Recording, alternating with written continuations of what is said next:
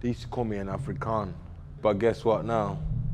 I ain't no African anymore. I mean, that guy was driving a Rolls Royce. A little situation happened there. Okay. And then this guy came with a strap. So he came tooled up. back tooled up, yeah. Yeah, and then he started letting off. I looked in the mirror, I was like, is this how you want to be remembered? How they gonna remember you? Derek Chisora, that guy who just fucking chucked tables but didn't do anything in his career. You're possibly one fight away from challenging for a world title again. Oh, I'm one fight away from that, or one fight from retirement. You don't know with this. You never know. How bad is it? It's bad. Because the guy's getting paid $500, yeah, and he's messing up another man's like 5-6 million. Do you understand? That messed up my money, man. But hey, listen, I love it. I can't get enough of it. Until the man upstairs tells me, Derek, it's enough now. Then I will go in my back garden, burn my boxing gloves, my boxing boots, burn everything, because it's done. So in that terms, basically, I'm gonna have to be eating leather. I'm gonna have to eat leather. I'm not gonna lie to you. I'm gonna eat leather. I'm probably gonna take at least 5 before I get one in there. But it is what it is.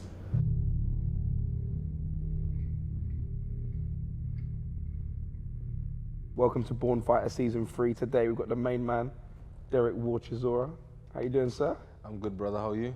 I'm not too bad. Happy New Year. I haven't seen you since last Come on, year. I know. I've been in Miami. I know. Relaxing. Living the lifestyle. Well, you've been working hard in the gym. Miami. Never been to Miami before. I always hear good things about Miami. Yeah, I think, they've got the 5th Street boxing gym out there. Muhammad Yeah, Ali used to train out there. People get herpes and clap in Miami. So. Not anymore. I just got the checkup.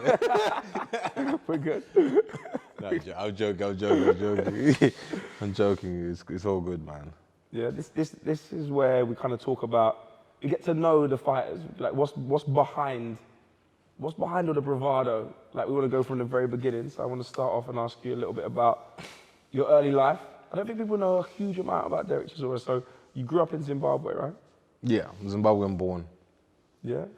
So how was that? What was your life like? Was it boarding school for a little bit?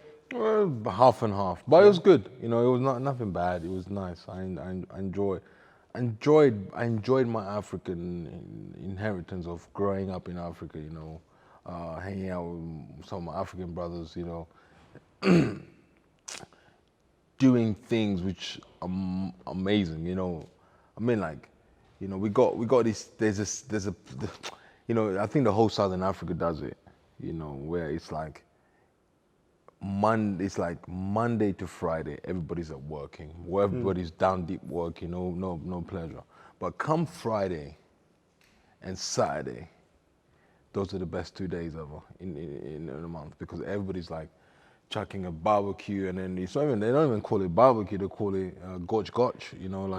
Where everybody lots of meat on a barbecue. When we talk meat, got the butcher on the corner. You're just buying so much meat. There's so much alcohol going on, and people are just enjoying life. And what I found out about when I came here in London, people always stuck in their head. They wait for that break of the term to have fun. Go somewhere in another country to have fun, and then come back and go back to work again and stuff like work that. mode. Yeah, so I found that very difficult to transition, but it was good enough. But I still have my African background around me sometimes. So people often have like a misconception, like, oh, growing up in Africa must be hard, must be poor, must be like they have a different representation of what it was actually like for you. I think most people don't understand about Africa. We get, man, Africa's the best, bro. I'm not gonna lie to you, man. Right now I'm walking around in slippers. It's cold. If I was in Africa right now, sunbathing, chilling, and loving life. But it is what it is. That's why I'm here. But I think if people want to experience Africa, they should go. For sure. Sometimes even go on YouTube. Just Google Africa.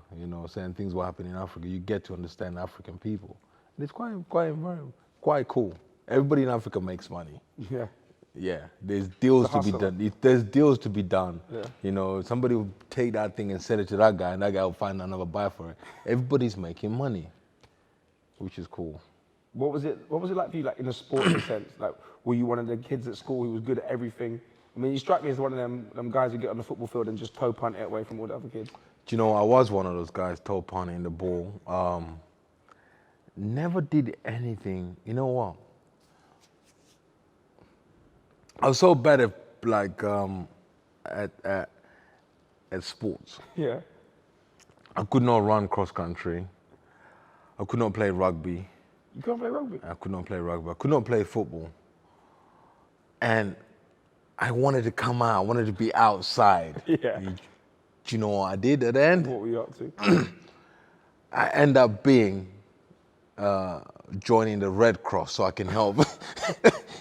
Wait, so you're one of the guys that carries the water and the first I aid was one kit? of those first aid guys. Yeah, I was one of those guys. I was like, That's how bad you want to be involved in sports? yeah, I was like, you know what? I can't do anything. I can't come out. I can't.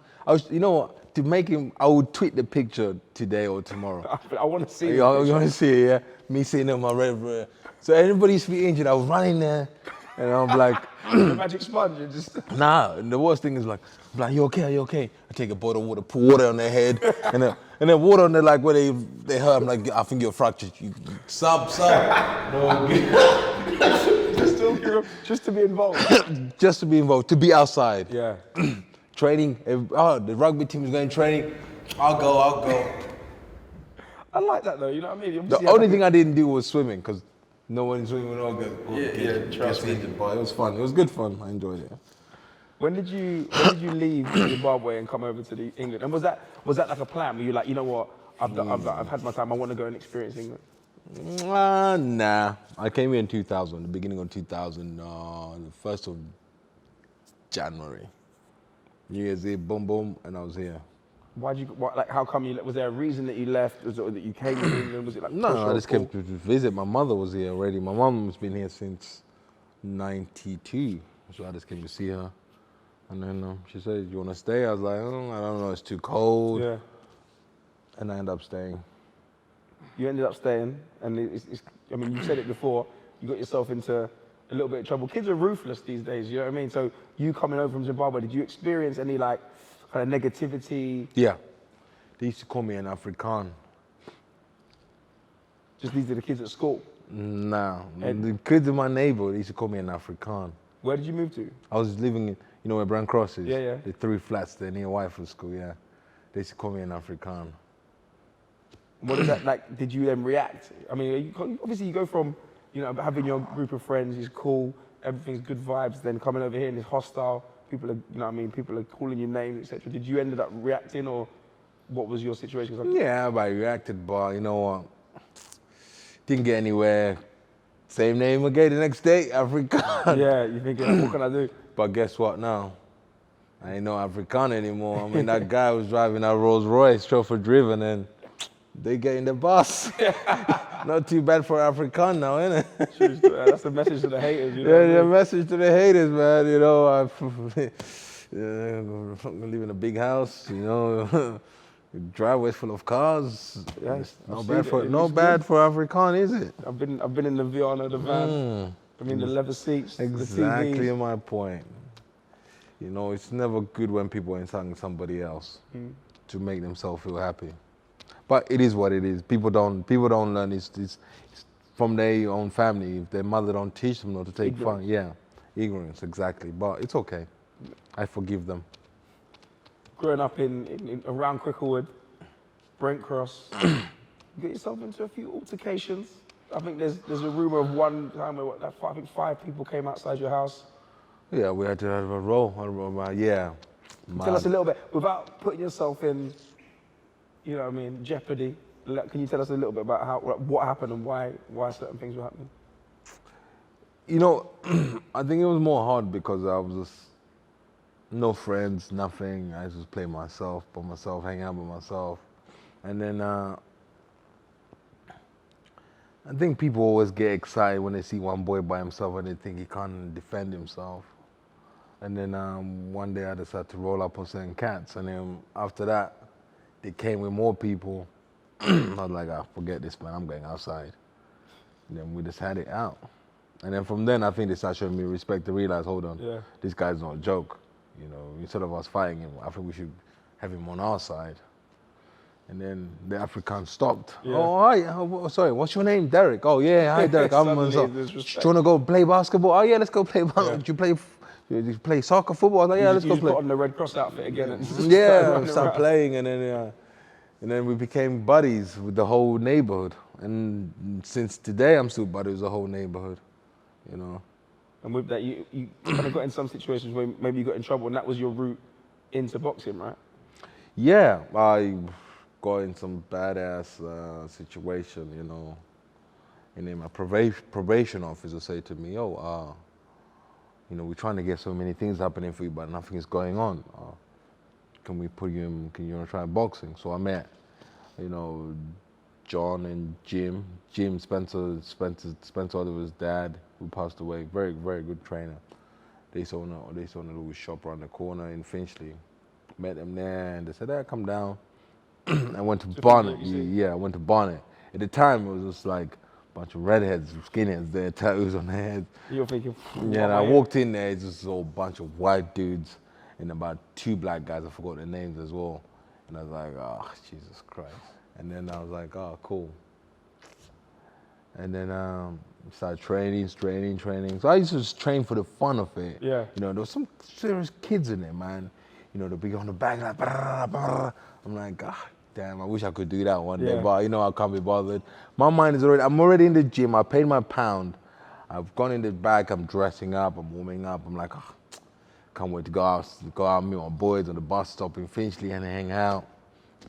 And then it happened like that for about two and a half years. In 2.5 years, you were just going. I was just going. You're just go. going anyway. And then one day there was a party. There was a big, massive party in Finchley. It was a Saturday. It was one of those, you know, one of those men that put a rave and they got a microphone together.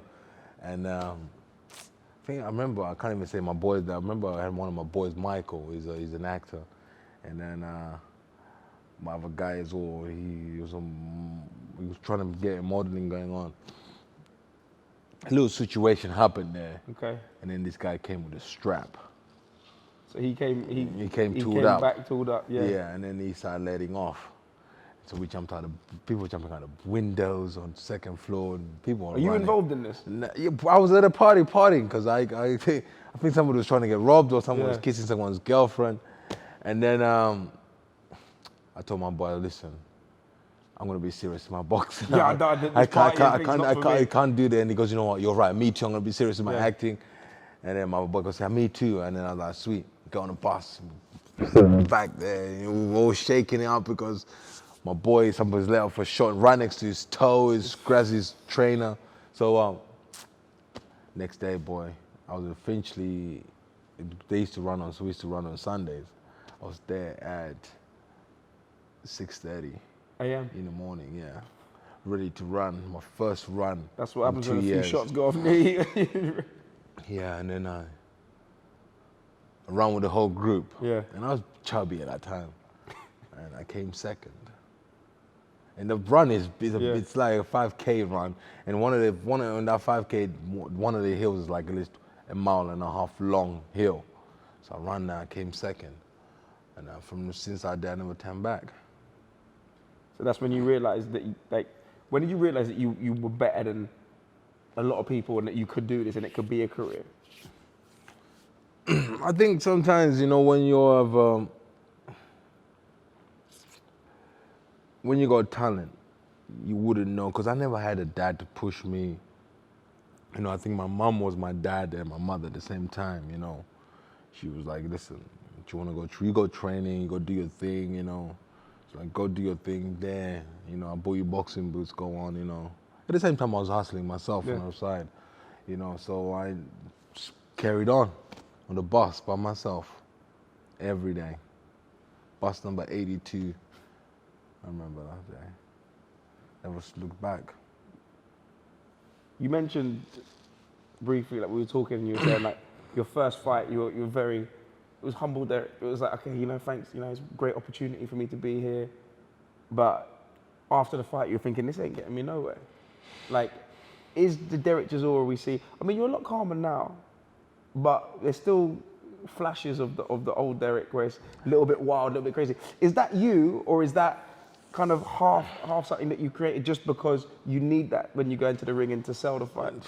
It depends. You know what I say? It always depends with like when I approach a situation. Like, you know, I walk in the room and then suddenly everybody's just trying to put blanks on me so I don't see what's there. You know, it's like whether it's blinkers on. You know, when you see put a horse with blinkers, Yeah. you just have to look at. It's just so focused. they put blinkers on me and they're like, okay, we'll put blinkers on him now. And then suddenly I'm like, whoa, what are you trying to hide from me? You know, and then that winds me out more. Do you understand? Yeah, a couple of issues I had, you know, with managers, promoters, you know, but it is what it is, you know. And boxing is full of scumbags, to be honest with you. I think that's well known. Yeah, boxing is full of scumbags. Yeah, they'll take you on if you think you're stupid and stuff like that. You've had some big rivalries. Yeah. Where, while we've seen Wild Derek, Yeah. we've seen tables getting thrown. Yeah. Seen you, I mean, you punch your current manager, or I mean, you had a big scrap with your current manager in the middle of a press conference. Yeah. Like, what has been like your favorite rivalry in boxing? Because you've had some good ones. I don't know. Listen, I don't have a favorite. I don't have like, oh, this is the best one I ever have. I don't have one. I'm just like, you know what? Are people going to enjoy what I'm doing right now? Are people going to enjoy the next 30, 40 years when I'm done? You know, I don't have a rival. I'm just want to fight. You seem to have kind of, I guess in the last few years, changed your mentality, really. You know, you've spoken about finding faith. Yeah. And that helping you forgive some of the, you know, those people that have wronged you in the past, or that you've had. No, I haven't forgiven them yet. Yeah. I've just let them slide for now. Can you name some names? No, I can't. Who's still on the hit list? Yeah, some people are on my hit list. Yeah. And so I said the day I retire, people have to watch out what's going to happen. Because I'm still Zimbabwean, I can just get on the flight and leave. Still got the 2 passports. Yeah, I still got to, you know what I'm saying? See ya.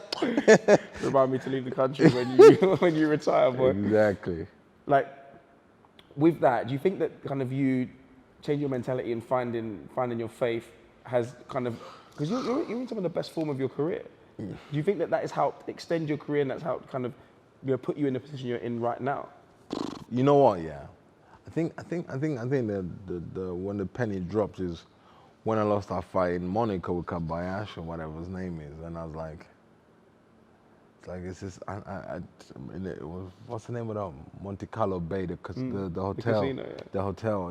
What's the name of the hotel? Yeah, Monaco.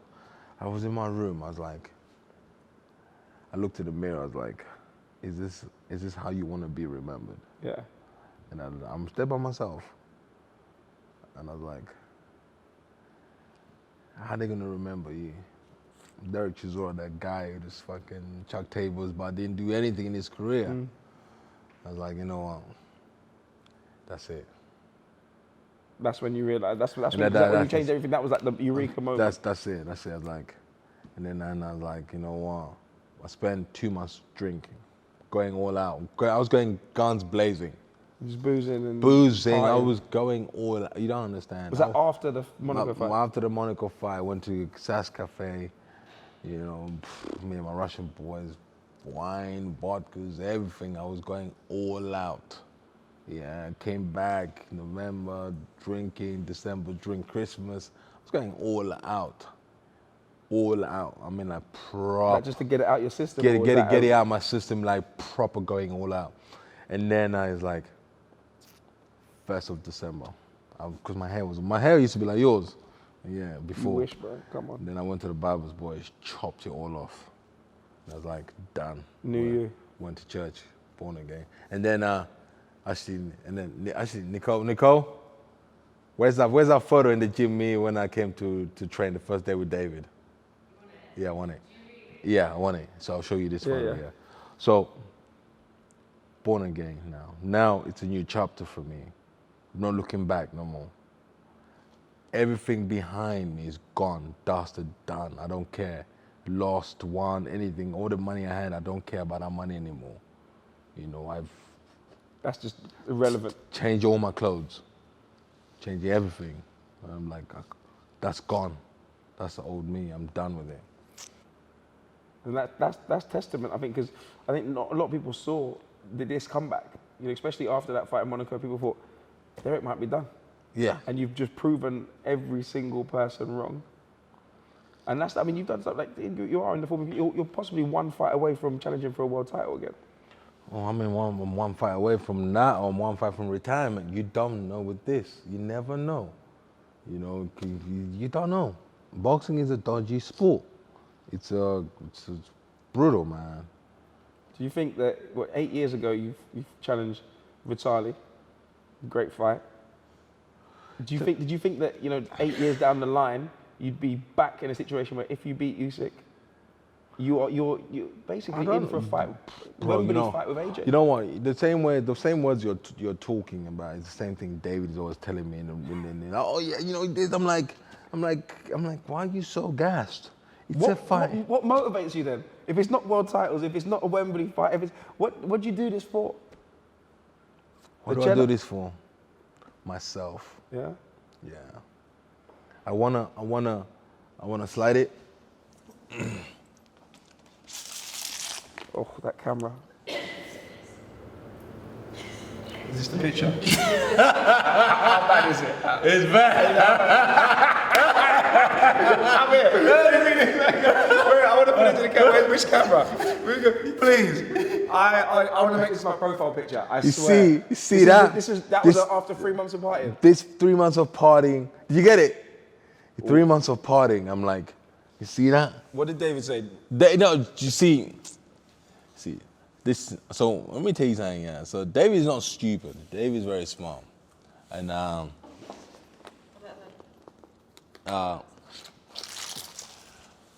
so when I went to see David, I'm like, I want to come. I called him up like, yo, I want to meet you up. Let's talk. Because in his words, probably saying, what the fuck does this guy want? So at that point, you and David still aren't, because you had your beef. No, we had our beef anyway, and then certain things happened anyway. I was already born, so I'm moving forward anyway. Yeah. And then after the AJ and Perverkin fight in Wembley, I saw David, whatever. And then I went home, I went to church, I was praying, and then certain things happened. And then after, I said to my old trainer, Don Charles, I was like, listen, I need David Hayes' number. He goes, why? I was like, I need to talk to him about something. I think I want him to manage me. And he goes, that sounds like a good idea. But you see how God works here, because at the same time, I didn't think anything about him managing Joe Joyce. Yeah. And then when I hooked up with him, I met him in Plug Plaza in Chinos. And then, so he don't know what I'm coming to see him about. He just thinks Derek's mad. So he thinks I still got beef with him or something is going on. Did he come with security? Yeah, so no, he didn't come. He didn't come with security anyway. So I go in there and he's saying there. So he goes, I go, yeah. I'm like, what's up? Yeah, how's the family? I'm talking. And I listen. I need you to help me. I need you to manage me. So when I say manage me, his eyes lit up. So he tried to play hard to get, and he goes, I have to. I'm like, take your time. I already seen in his eyes, already said yes. Yeah. So I think he had to go back and speak to certain people like Nicole and stuff like that. And then afterwards, we started training. So he done the deal for the Dylan second fight. We started training. And then he's like, so he gave me 2 weeks to train, be in my house. Just to look at you, see if you still got the mental aspect of everything. And then he calls me up because, where are you? I'm like, coming home. Because I'm coming to see you right now.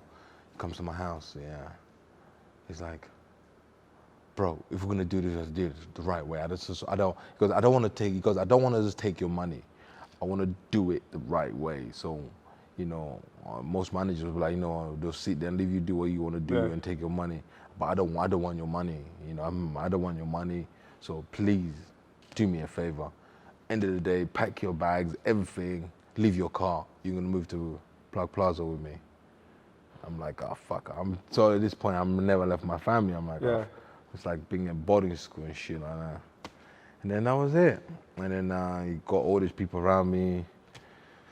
Walked in there, fucking chubby as hell. I seen the picture, bro. I look like me right now. Yeah. So basically, so now imagine that. Yeah. I don't remember when that picture was taken. And let me show you. And then on the day of The Dylan fight. Yeah. You looked in the best shape of your career. Yeah. So I'll show you. So, and then let me see if I can find it. You did it side by side. Yeah.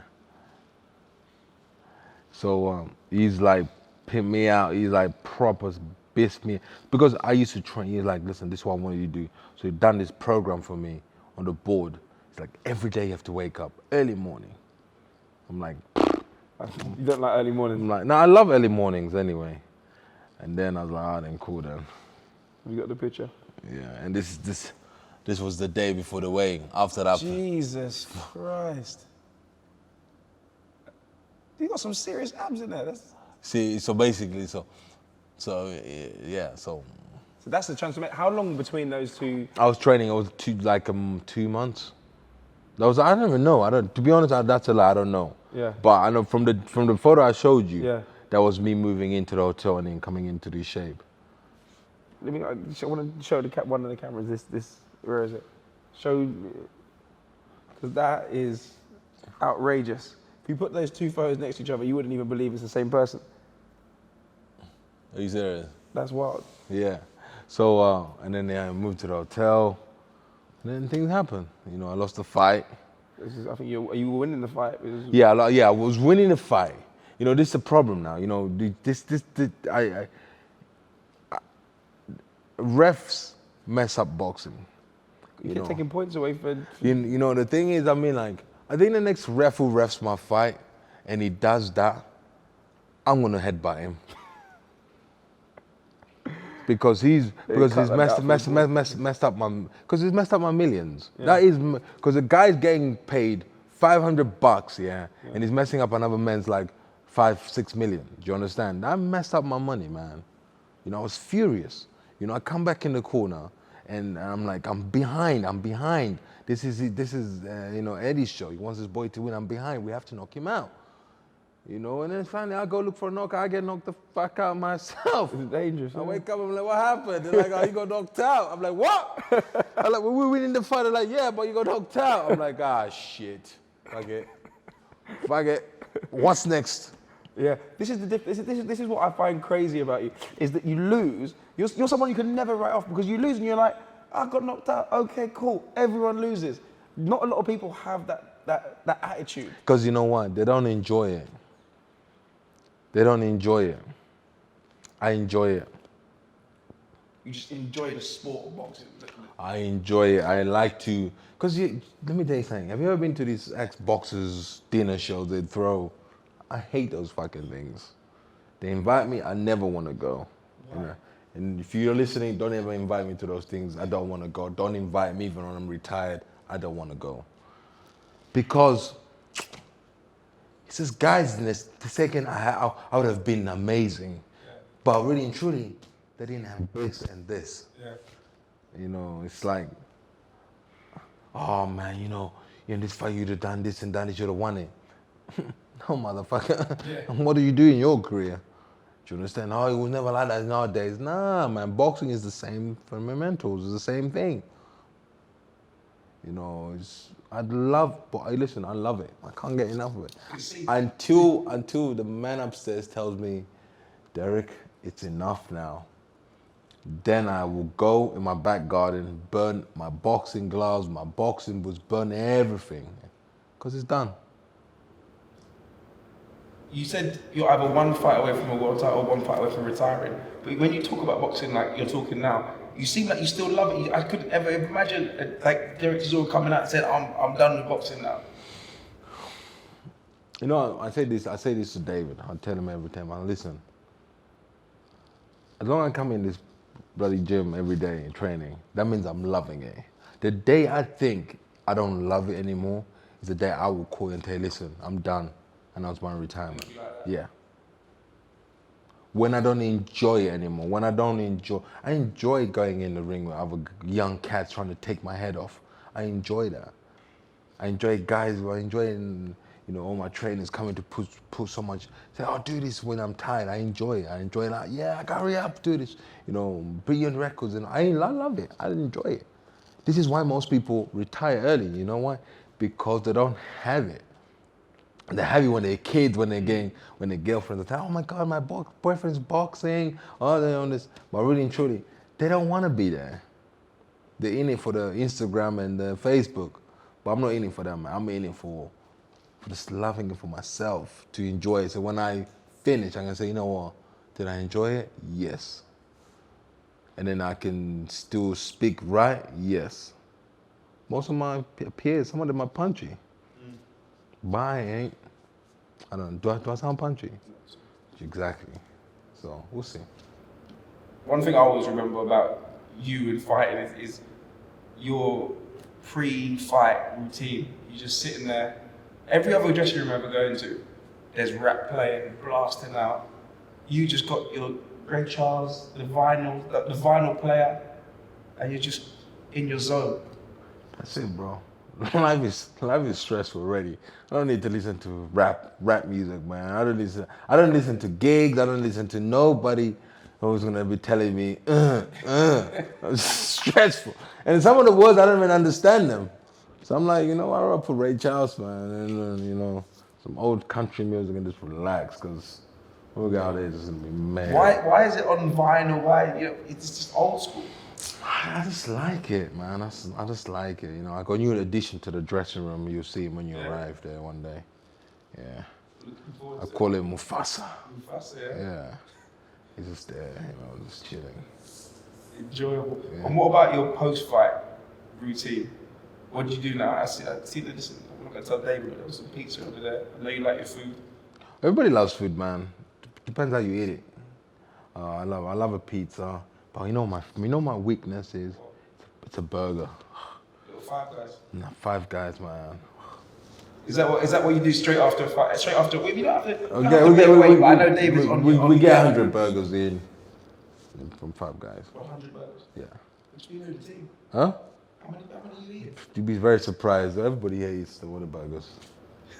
Everyone's nodding. That's how you. Yeah. That's how you know they're like Derek Chisora fight night because they get burgers. There's nothing so stressful. Of everybody's concentrating on the fight, getting the dressing right, getting everything right, but they're not concentrating what we're gonna eat afterwards. Is that what you're thinking? Round 12, 30 seconds after, you're thinking, he's fat. No, I need to eat. I need to eat afterwards. Win or lose, I need to have to fill out my belly. It's life, man. You have to take the good things. Yeah. Next fight, listen, we've got to talk about that. It's looking like it's gonna be Usyk, right? What do you think of him as a boxer? He's coming up from he's dominating the cruiserweight division. You're an experienced hand at heavyweight. How does that fight go? And what do you think of him? Because a lot of people say, he's one of the great cruiserweights. At heavyweight, it's a different story. It's gonna be leather. This guy's gonna be. I'm already taking dancing lessons, cha. But really and truly, the guy's gonna be on fire, man. He's just gonna be He's gonna be dancing, bro. He's gonna be dancing. Where'd you get guys who can be sparring like him? Nowhere. Guy's a dancer. Have you heard sparring stories? Have you heard gyms? Do you think that you got what it takes just to take him out, to beat him? Has he ever fought anyone like you?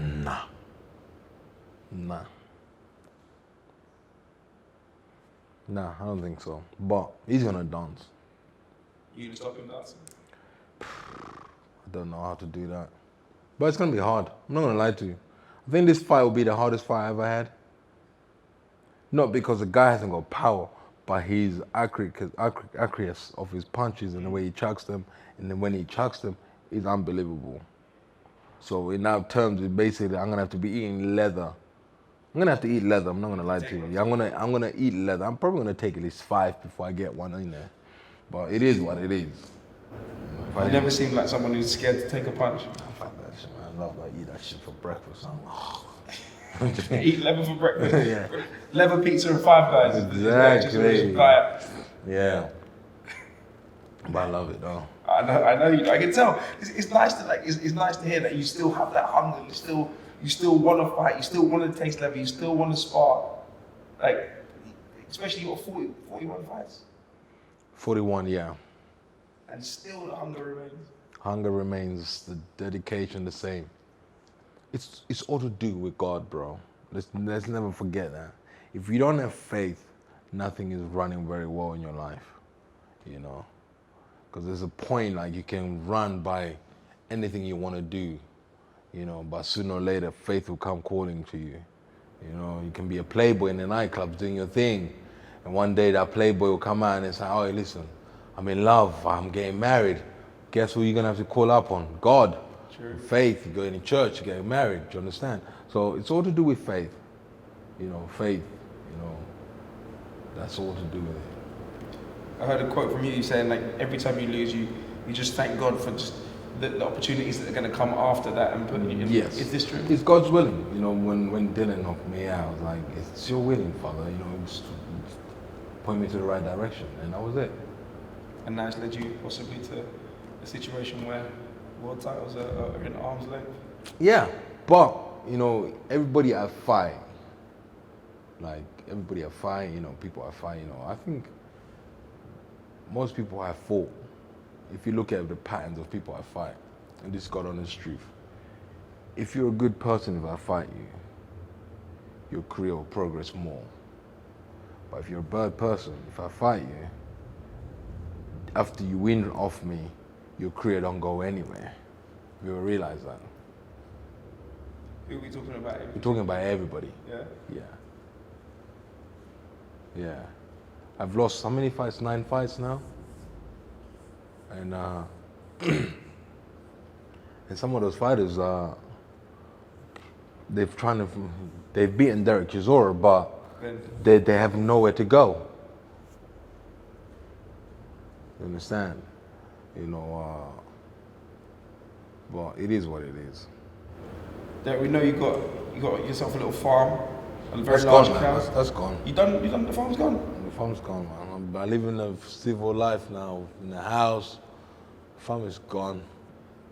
How come you got the farm in the first place? Because it's very rare to see. Farm is gone. It's just one of those ones. Love living on the farm. How did that start? How did this start? How did it start, to be honest with you? I don't know. This happened. I just woke up one day on the farm. You know, and that was it. You look it up. Like you said your granddad has land in Zimbabwe. Yeah, in Zimbabwe. Dad's got 36 farms. And he's got 8 wives as well. 8 wives? Your granddad has 8 wives? And 36 farms. 36 farms. He's a player. Player. player, brother. I mean, he's living a Can good you life. imagine it in London if they let you have 10 wives? 10 wives and 50 houses equivalent? Can you imagine that? You have a redhead, brunette, you know, you have all sorts. But he's married to his wives. Wait, so okay. Explain how that dynamic works. Like, did you grow up with like knowing this was happening? Yeah, they all know each other. It is what it is, man. You know, this is what I try to say, man. Living in Africa, bro, it's amazing, bro. I mean, like, you know, it's about, you get married, yes, I need another second wife, yeah. Your first one, yeah, let's get another second wife. Why not? So he has to talk to his other wives. Yeah. You're not thinking about bringing that in? No, man. Life, What, second? Oh, no. Second, Stressful, man. Stressful in London. So he had that. Did that affect you? Did that make you think? Hang on, it's not the wife's part, the farm's part. Did you think? Hang on, maybe I'll go live on a farm, see what that's like. I grew up around this. I grew up outdoors. Do you understand? Outdoors. I mean, like every kid in Africa, you know, after school, we're not sitting in the house playing PlayStation. We're like out there playing, you know, just hanging out, you know, just catching up with the whole gang. You know, like scum school holidays. You know, everybody's getting in there dad's car, mother on a bus, whatever. They're going on a holiday. They're not going to Ibiza. Yeah. They're going to the village side now, the down deep countryside, you know, to live with their grandma, hanging out there. So it is what it is, man. But I like outdoor. I like to be outside. What does Derek Chisora do on his days off? Like, what are your hobbies? Like, what do you, apart from eating 9 poached eggs? I think my new hobby right now, is this, you know, because I'm so tired. I can't do anything else. I just want to come and rest. Your hobby is sleep. Yeah. That's the worst. I just want to go, because I collect records. So I used to like go Notting Hill and just walk around the Notting Hill market, like, looking at like old vinyls and stuff like that. But now I haven't had time for that because I'm so tired. What about the antique stuff? That's when I go there, and if I see something I like, I just purchase it. And when I get home, I'm like, what the hell you bring this for? We don't want this in here, blah, blah. You're one of the people who, like, you go into the front room and it's like the hoarder's been in there and it's random historical artifacts. I get good stuff. Okay. Or like old Victorian, there's certain things out there, I mean, like old stuff, old Victorian style, Like, what kind of things are we talking? What does Derek Chisora go? I mean, see you bouncing around with your headband on, and are you picking up like an old camera or an old... Yeah, I mean, like things like that, like when you have kids, your kids ain't gonna realize those CDs or cassettes. Remember that cassette? Yeah. I still got one of those ones. You put a cassette in there, and you shut it, and you play it. Just for old times' sake. Old for time, and that's in the toilet. When I'm in the toilet, that's what I was putting. Listen to that in there. Things like that. I like to just keep things like that so I can show it to my kids when they grow up. Say, look what. Yeah. Even remember the old dialing phone, the one you used to like, the circle one, and you have to dial. Yeah. If you're not, that's when people back in the days were very smart. They're like old people, like your grandmas, because they had that. They were so good with numbers. They were like, okay, that's a 0, and then there's a 2, and there's another 0. Do you remember? I do remember. You know what? I grew up probably slightly after that zone, but I remember going to a grandparents' house and you have that phone. You got How the hell would you call 999 on that thing? The crime's been and gone. Yeah. The criminals escaped. Yeah. So things like that. So I prefer like getting things like that. That we see you posting up pictures of lions occasionally on the Instagram story. There'll be like 9 lions in a row, and you'll be like, this is the lifestyle. Like, talk to us about it. Like, what is it? Lions kill, bro. And I like to represent myself as a lion. Most people call themselves lions. I know there's fighters out there that call themselves lions, but really and truly, they know. They like the myth of being a lion. Yeah. But when a lion walks in the room, you just know a lion when he walks in the room. So it's all about the mentality of the lion. And I got that effect. Yeah, I got that effect. So you make people have to when you roll in somewhere, you get in a ring, you get in a building. People need to know that. That's it. It's quite good. Sometimes I post that because so people can understand. People, instead of posting boxing stuff, I like to post things like that so people can enjoy watching it and say, wow, cheetah, lions, tigers. It's quite cool. I like it. Just entertaining the fans. Entertaining the fans, bro. I mean, it's entertaining me. I can't lie. Everyone's noticed it, but like I think AJ posts the lions. You post the lions. Yeah, I think my lions are much better than AJ's though.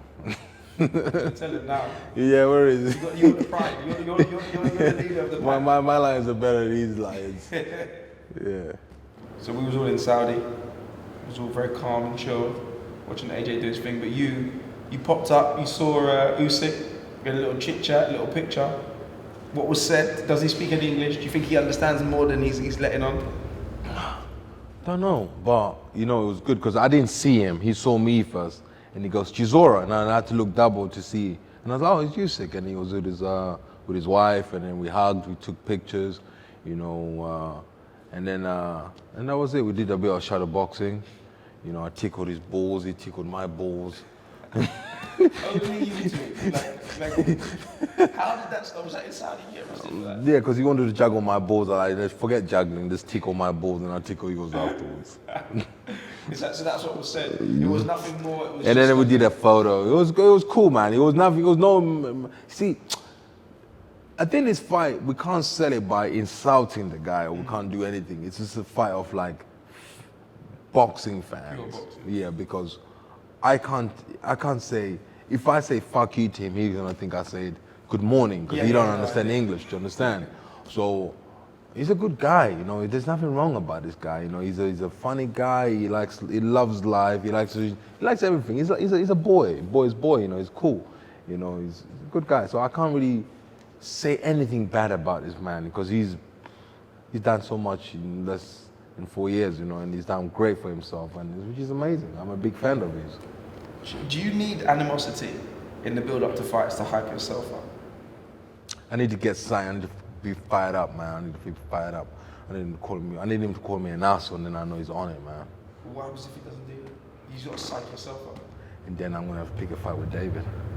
Okay, so if Usyk don't come with smoke, you're just gonna go to David and I'm gonna find somebody who's gonna give me smoke. Or I'm just gonna pick a fight with somebody. Yeah? Yeah, so I can get some smoke. So anyone around you? Well, maybe I might just pick a fight with Eddie. I think we'd all like to see that. There's a whole lot of Vaseline going on and floating around. We're not saying about it. I got fined 10 grand for that. You'll find 10 grand for that? Yeah, Nicole paid it. I don't even know why she paid it for. All right, there we go. We're on a fine band. No one's. No Vaseline talk. No juggling balls talk. Cause you never know. You get fined for anything now in boxing. But you've had your fair share of fines. How much am I in? I'm probably in about 900,000 in fines. 900,000 in fines. Yeah. Some people don't make that in their entire boxing career. You know, I told my nephew this.